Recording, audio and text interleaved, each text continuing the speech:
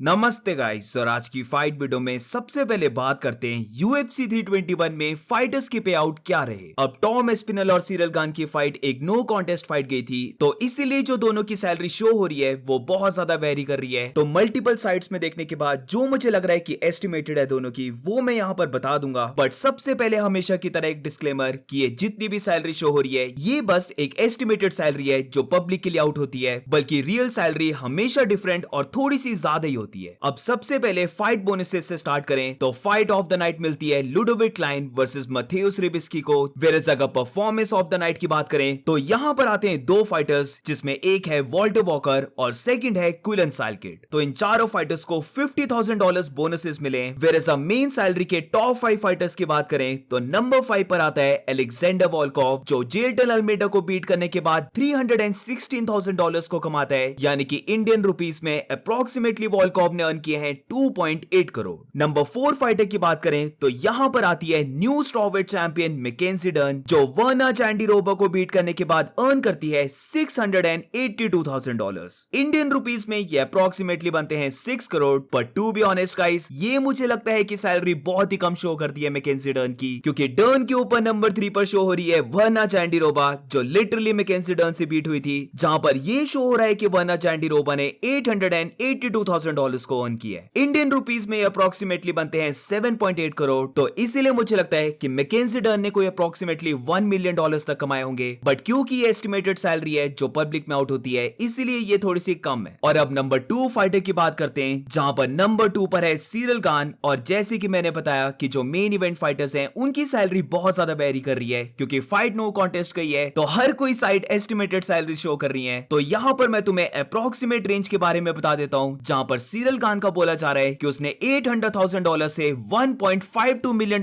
के बीच में अर्न किया होगा। इंडियन रुपीस में अप्रोक्सीमेटली रेंज बनती है 7 करोड़ टू 13.4 करोड़। अब नंबर 1 फाइटर की बात करें तो ऑब्वियसली यहां पर still heavyweight champion Tom Aspinall रहता है, जहां पर टॉम की सैलरी तो और भी ज्यादा वेरी कर रही है। कहीं पर मैंने देखा था कि $1 मिलियन भी शो हो रही है, बट मैक्सिमम साइट्स में टॉम एस्पिनल की सैलरी शो हो रही है $2 million to $3.5 million.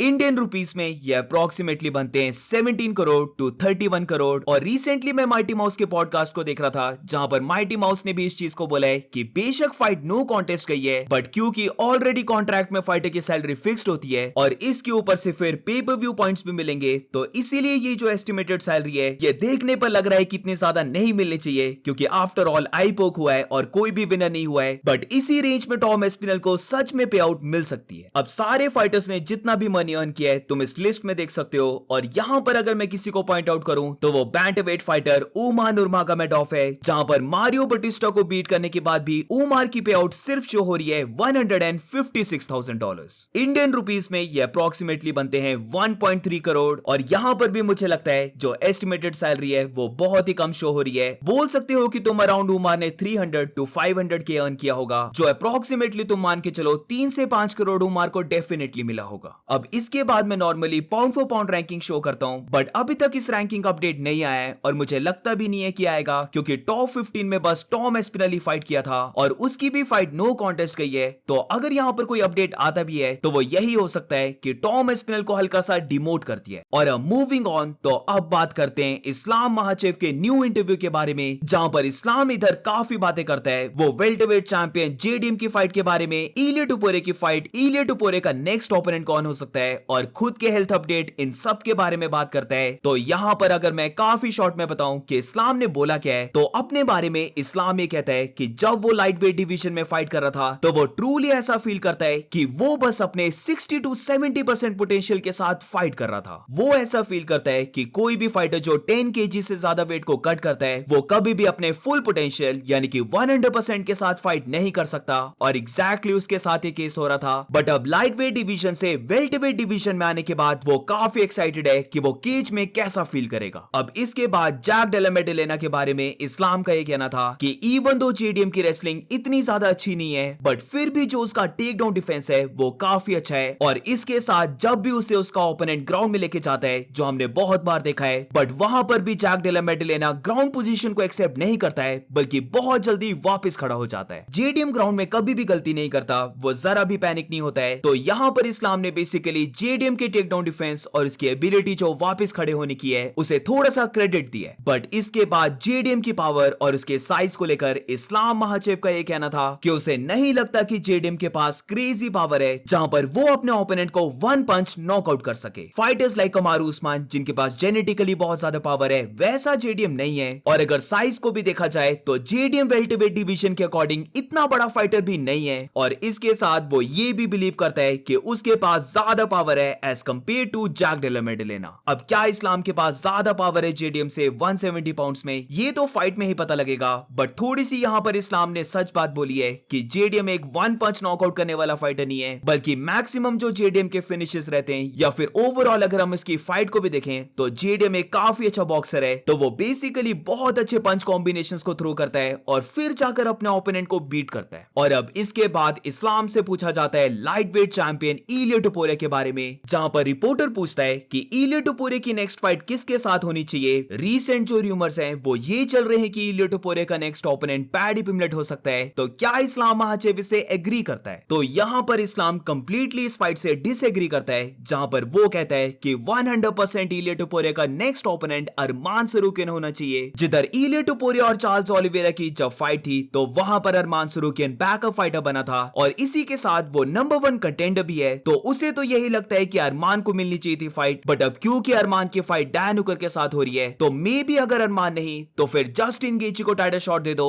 But paddy Pimblett को तो ये टाइटल शॉट मिल ही नहीं सकता क्योंकि पैडी पिमलेट ने बीट ही किसको किया है। अब यहाँ पर इस्लाम महाचेव नेम ले रहा होता है, लाइक वो नाम लेता है टोनी फर्ग्यूसन का, और वहां से रिपोर्टर माइकल चैंडलर का नाम लेता है, और हंसकर यहाँ पर इस्लाम बोलता है कि माइकल चैंडलर को तो कोई भी बीट कर देता है। चैंडलर भी लाइक मुझे क्यों तोड़ा, बट एनीवेज इसके बाद इस्लाम में बोलता है कि मे बी पैडी को हल्की सी सक्सेस मिल जाए, बट ओवरऑल उसे नहीं लगता कि वो इलिया टुपुरिया को बीट कर पाएगा क्योंकि नोबडी चेक पैडी पिमलेट। अब मेन क्वेश्चन यहाँ पर आता है जिधर इस्लाम महाचेव से पूछा जाता है उसकी फाइट अगेंस्ट इलिया टुपुरिया, जहां पर इस्लाम को बताया जाता है कि रिसेंटली इलिया टुपुरिया ने उसे कॉल आउट किया था व्हाइट हाउस में फाइट करने के लिए। तो यहाँ पर इस्लाम महाचेव एग्री कर जाता है इस फाइट को लेकर, जिधर इस्लाम कहता है कि अभी उसकी अपकमिंग फाइट आ रही है और इलिया टुपुरिया भी तब तक एक और फाइट कर लेगा, और फिर जाकर व्हाई नॉट वो दोनों एक दूसरे के साथ फाइट कर सकते हैं। इलिया फाइट करना चाहता है व्हाइट हाउस में और वो भी चाहता है कि वो व्हाइट हाउस में फाइट करे, तो वो दोनों एक दूसरे के साथ फाइट यहाँ पर कर सकते हैं। जिधर वो जानता है कि यूएफसी बिग इवेंट को पुट ऑन करना चाहती है व्हाइट हाउस में, तो उसके वर्सेस इलिया टुपुरिया से बड़ी फाइट व्हाइट हाउस में और क्या हो सकती है। इमेजिन गाइस, व्हाइट हाउस में हमें देखने को मिल जाती है इस्लाम और इलिया की सुपर फाइट, जॉन जोन्स और एलेक्स परेरा की सुपर फाइट, और कॉनर मैग्रेगर भी वहां पर वापस आ रहा है। तो ऑफ कोर्स ये इवेंट बेस्ट एवर इवेंट होगा। अब थोड़ा सा वापस आते हैं इंटरव्यू में, जहां पर इस्लाम महाचेव से पूछा जाता है कि वो इलिया टुपुरिया के साथ फाइट करने के लिए तो इंटरेस्टेड है, बट ये फाइट कौन सी डिवीजन में वो चाहता है। क्या वो चाहता है कि वो फाइट करे इलिया के साथ लाइट वेट डिवीजन में, या फिर वो फाइट करना चाहता है वेल्ट वेट डिवीजन में। अब इतने टाइम से पर्सनली मुझे ऐसा लग रहा था कि इस्लाम महाचेव चाहेगा कि वो लाइट वेट डिवीजन में इलिया टुपुरिया के साथ फाइट करे ताकि वो साइमल्टेनियस डबल चैंपियन बन सके, बट ऐसा बिल्कुल भी नहीं है, जहां पर इस्लाम महाचेव 170 पाउंड्स में ही रहना चाहता है। और इसी को लेकर इस्लाम ये बोलता है कि 170 ऑब्वियसली उसे फेवर करने वाला है, तो अगर इलिया टुपुरिया की फाइट उसे मिलती है तो वो इसी डिवीजन में करना चाहेगा ये फाइट। और अगर डैना व्हाइट को लगता है कि ये फाइट लाइट वेट डिवीजन में होनी चाहिए तो फिर डैना व्हाइट को उसे बहुत ज्यादा मनी पे करने होंगे। तो तुम बोल सकते हो कि अगर इलिया टुपुरिया नेक्स्ट फाइट को विन कर जाता है और इस्लाम भी जेडीएम को बीट करके वेल्टरवेट का चैंपियन बन जाता है, तो फिर इलिया टुपुरिया थर्ड बेल्ट के लिए जाने वाला है इस्लाम महाचेव के अगेंस्ट। और ये हम यूएफसी में पहली बार देखने वाले हैं कि एक फाइटर ट्रिपल चैंपियन बनने की ट्राई करेगा। अब इसके बाद डिविजनल रैंकिंग की बात करें तो सबसे पहले बात करते हैं बैंटवेट डिवीजन की, जहां पर मारियो बटिस्टा को बीट करने के बाद उमर नुरमागोमेडोव अब नंबर 2 से बन चुका है नंबर 1 कंटेंडर, जहां पर वो शॉन ओमेली को पीछे कर देता है। और अब शॉन ओमेली आ चुका है नंबर 2 पर और पीटर यान आ चुका है नंबर 3 प्लेस पर।